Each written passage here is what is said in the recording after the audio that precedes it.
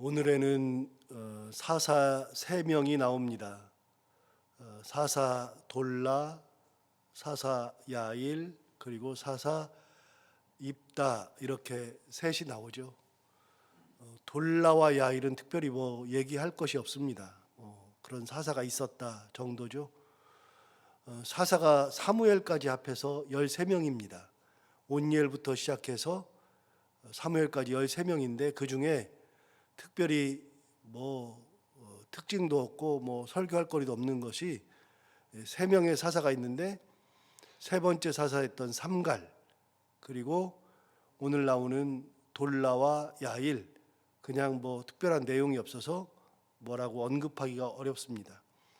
어찌되었든지 간에 돌라와 야일, 이 두 사사는 특별한 행적이 없으므로 넘어가도록 합니다.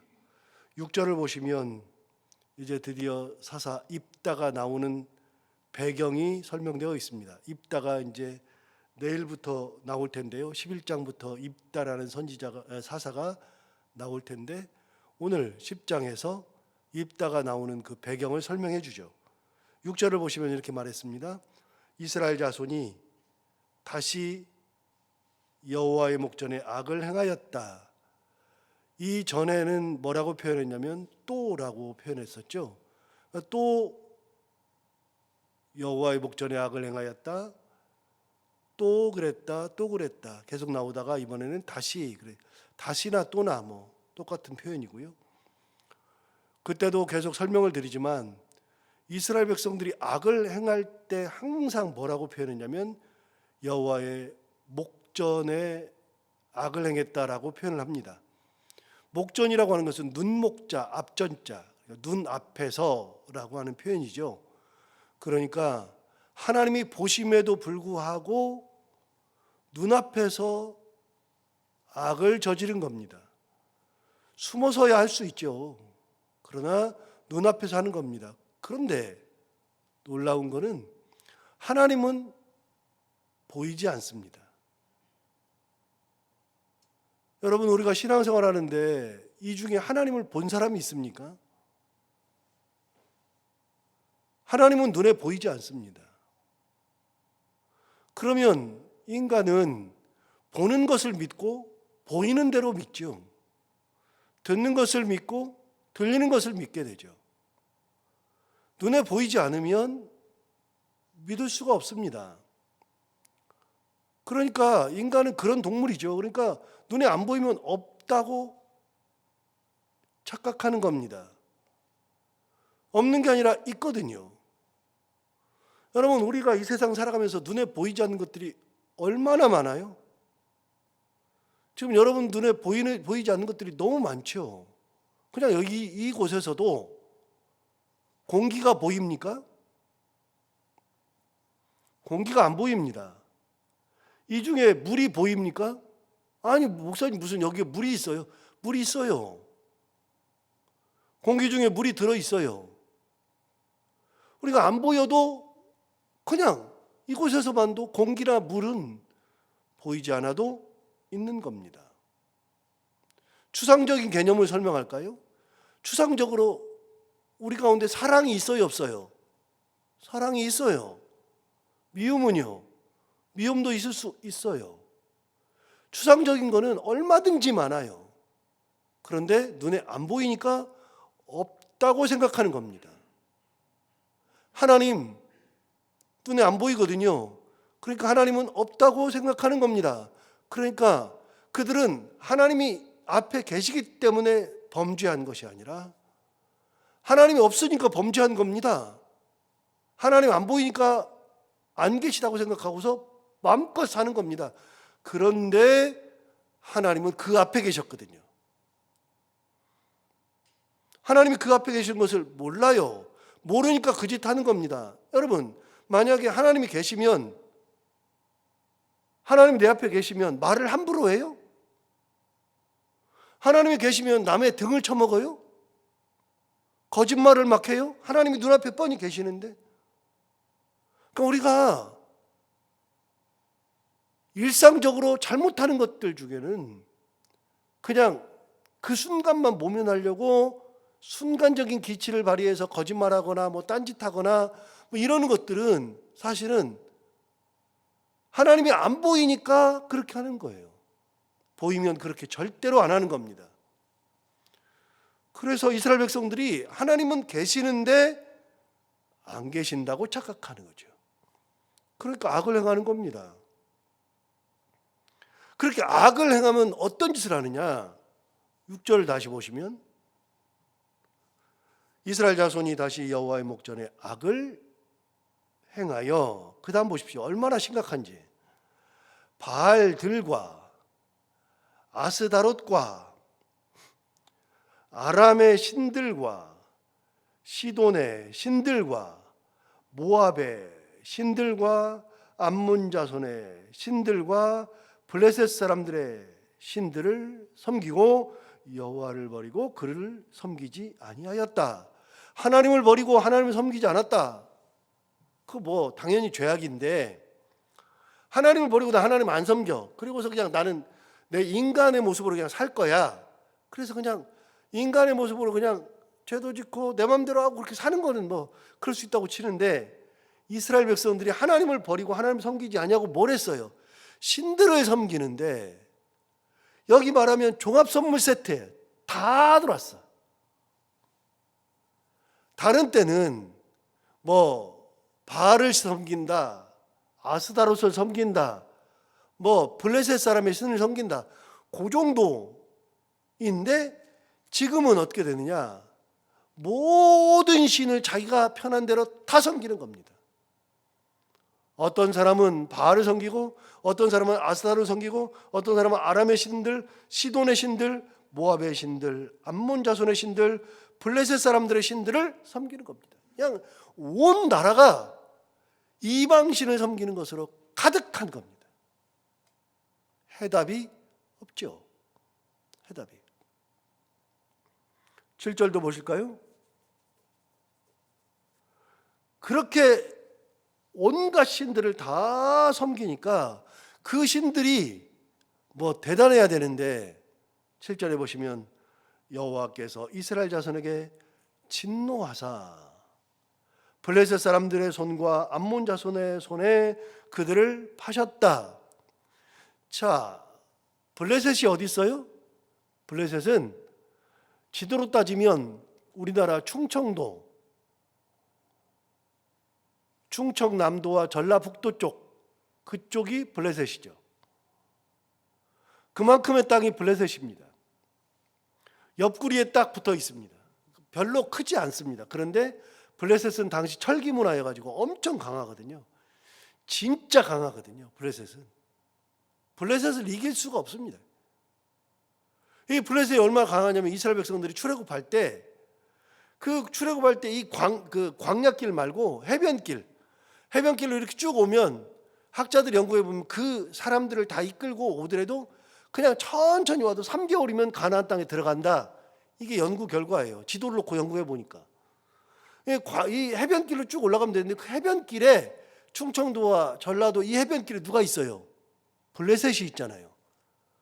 그래서 블레셋이 너무 강하니까 하나님께서 이 길로 가다가 이스라엘 백성들이 블레셋 사람들을 보고 돌아갈까 봐 해변길로 돌리지 않고 광야길로 이스라엘 백성들을 돌린 겁니다. 그만큼 출애굽할 때부터도 강했습니다. 그들은 그쪽에 있습니다. 그러면 7절 다시 보시면 여호와께서 이스라엘에게 진노하사 블레셋 사람들의 손과, 두 번째 암몬 자손의 손에 그들을 파심해. 그렇죠. 암몬이 어디 있습니까? 자, 저를 잠시 보시면 가나안 땅이 이렇게 있습니다. 가나안 땅이 있으면 이렇게 돼 있죠. 그러면 가나안 땅의 왼쪽 편 끝에 여기에 블레셋이 있죠.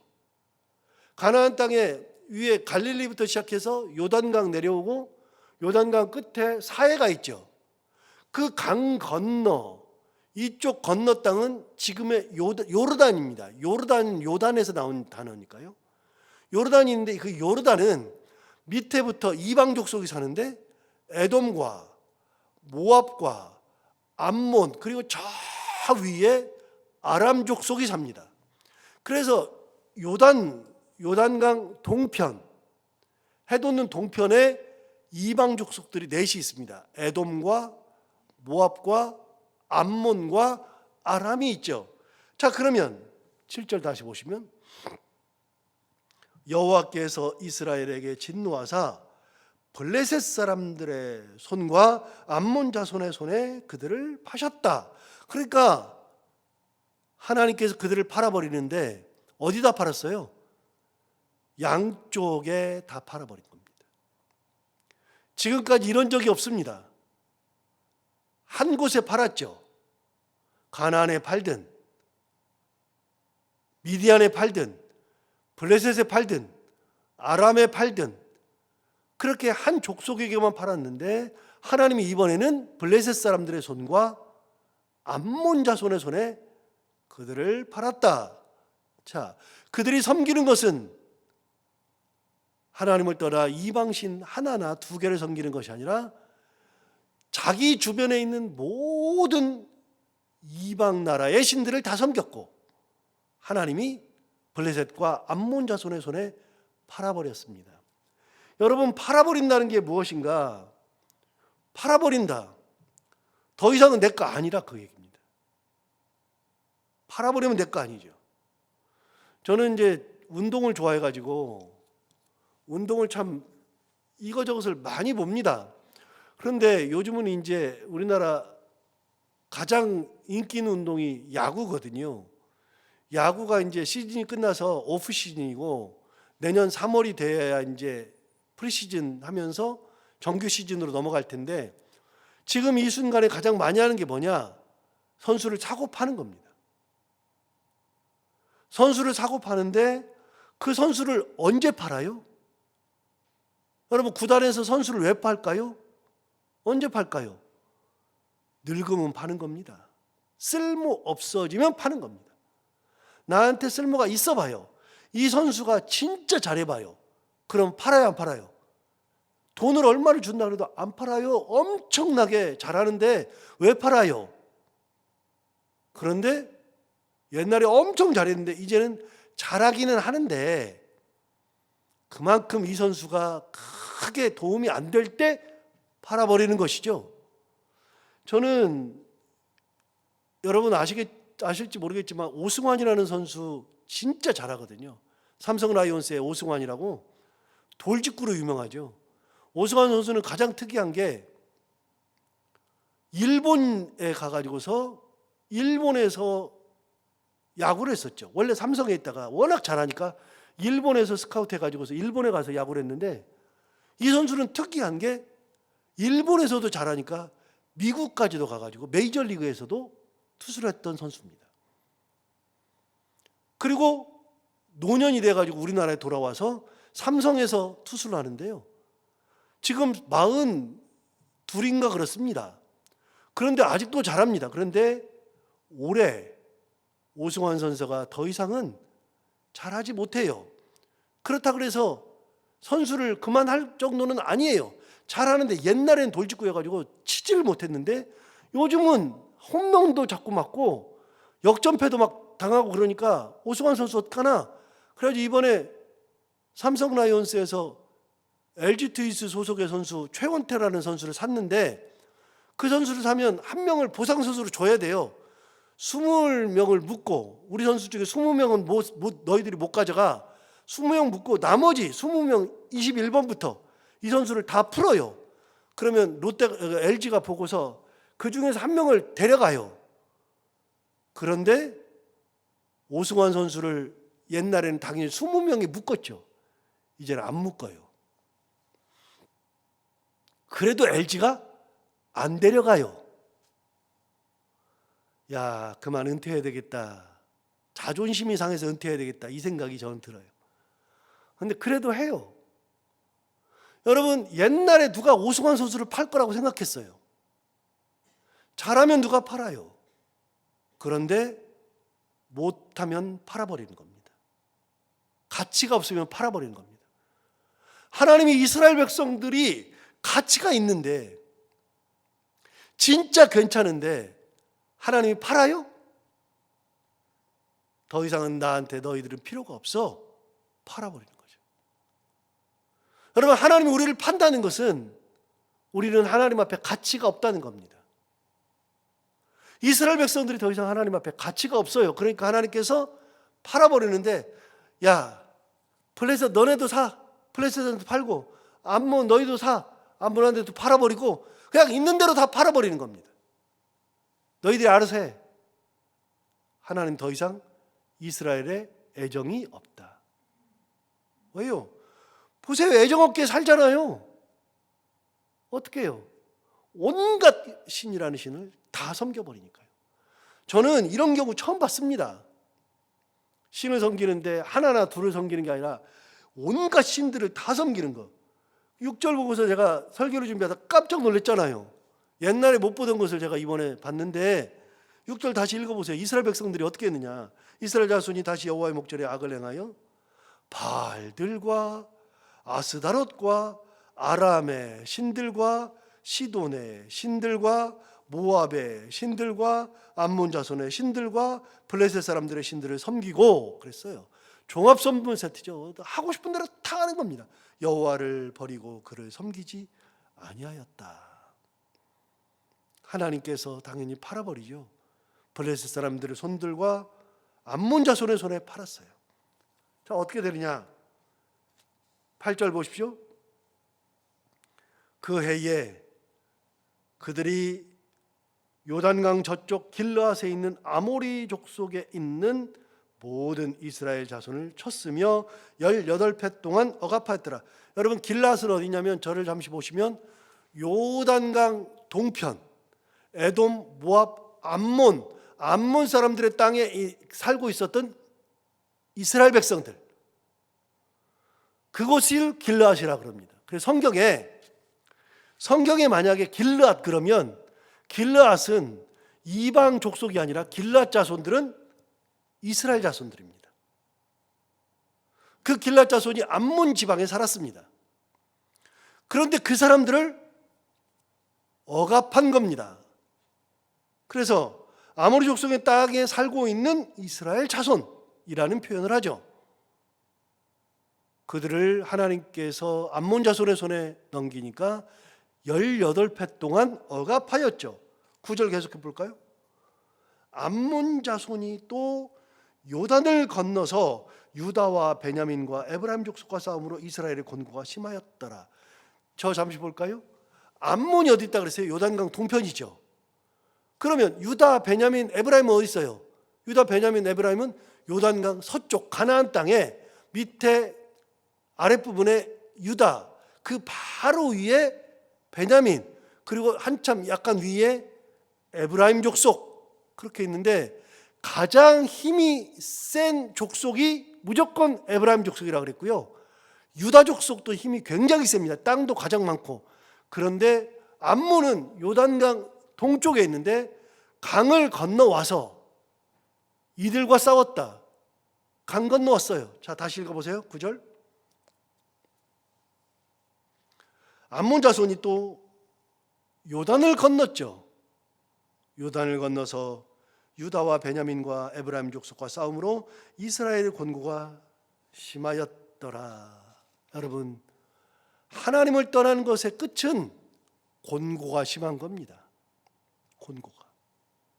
좋은 게 하나도 없죠. 항상 말씀드리지만 하나님을 떠나봐야 좋은 게 없어요. 곤고가 엄청 심합니다. 18회 18년 동안이나 그렇게 곤고가 셌죠. 그러자 10절에 이제 이스라엘 백성들이 하나님 앞에 돌아옵니다. 이스라엘 자손이 여호와께 부르짖으되 우리가 우리 하나님을 버리고 바알들을 섬김으로 주께 범죄하였나이다. 어쨌든 회개하면 돌아오면 하나님께서 용서하시고 회복시켜 주시죠. 하나님 뭐라 그러시느냐? 14절 보세요.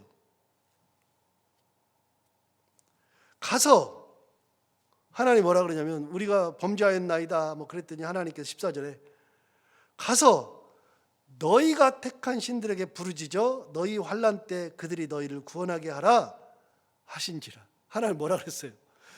하나님 우리가 범죄했습니다 그랬더니 야 너 그 신 섬기고 있지? 네 신한테 가서 얘기해. 야 너 네 신한테 가서 얘기해봐. 그들을 보고 구원해달라 그래. 너 나 버리고 그들 섬기잖아. 그들한테 구원해달라 그래. 진짜 하나님이 그래서 그래요? 15절 보세요. 이스라엘 자손이 여호와께 여쭈되 우리가 범죄하였사오니 주께서 보시기에 좋은 대로 우리에게 행하시려니와. 하나님 우리가 범죄했으니까 우리를 때리든 뭐 하든 하나님 뜻대로 다 하시려니와. 15절 하반절 오직 주께 구하옵나니 오늘 우리를 건져내옵소서. 이래야지 구원이 있는 거예요. 이래야지. 끝까지 하나님을 바라보려고 이제서라도 그렇게 한 거죠. 16절 자기 가운데에서 이방신들을 제하여 버리고 여호와를 섬겼다. 18년 만에 이방신들을 다 버렸어요. 바알 버리고 아스타롯 버리고 아람신, 암몬신, 에돔신, 브레셋신 싹 다 버리고 시돈신 다 버리고 여호와를 섬겼다. 하나님께 은혜 받는 길은 이방신들을 섬기고 하나님만 섬길 때가 은혜가 있는 거예요.